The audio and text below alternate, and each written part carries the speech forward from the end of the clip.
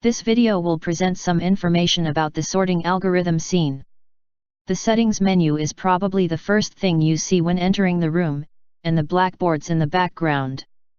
The center blackboard will display the pseudocode, the right one will display informative feedback, and the one to the left is sometimes also used for feedback.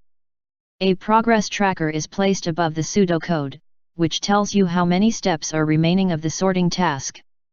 A monitor with some videos are placed in the left side of the room. Behind the spawning point is a portal which leads you back to the main menu of the application. If we now take a closer look at the settings menu, you can see the three algorithms you can choose among, namely bubble sort, insertion sort, and bucket sort. The available teaching modes are demo and user test. The speed of the demo can be set in the menu, or during a presentation. The user test has 4 difficulty levels, which gradually becomes harder due to less support given. The support provided for each difficulty in the sorting algorithm's implementation are the following: beginner, pseudocode with highlighting, and holder feedback. Intermediate, pseudocode and holder feedback. Advanced, pseudocode. Examination, none. You can also choose how many buckets to use when bucket sort is selected. On the right-hand side of the menu you can choose the size of the array, whether to use a sorting case such as best or worst case, and whether to include duplicates. In the optional part you can enable pseudocode step, whether to show line number of the pseudocode, and whether to have the score system enabled. The score system is for the user test, which enables or disables a performance report after a user test.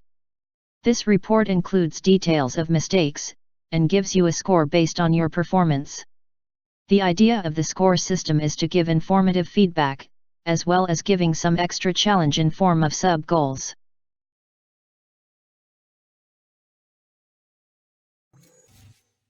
The menu will disappear and the sorting table will spawn, when the Ready button is clicked.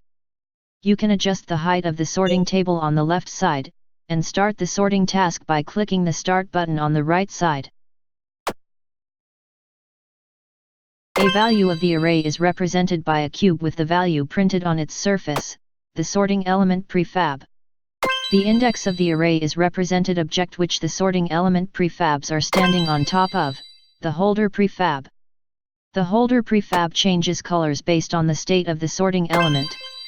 A blue holder indicates that the sorting element is being compared with another element, or in some cases highlights the element. A green holder means the sorting element is sorted.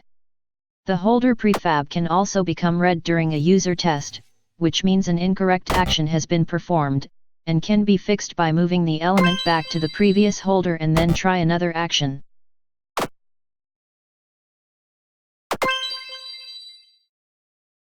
Sound effects are also used to create representation systems, such as when a sorting element has become sorted, or an incorrect action has been performed by the user. Sound effects are always enabled, regardless teaching mode or difficulty.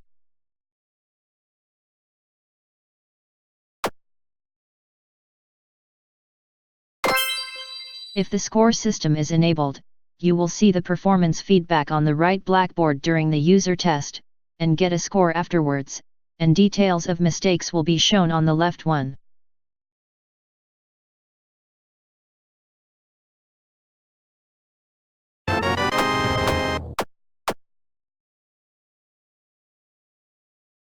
Click the Stop button to go back to the menu again.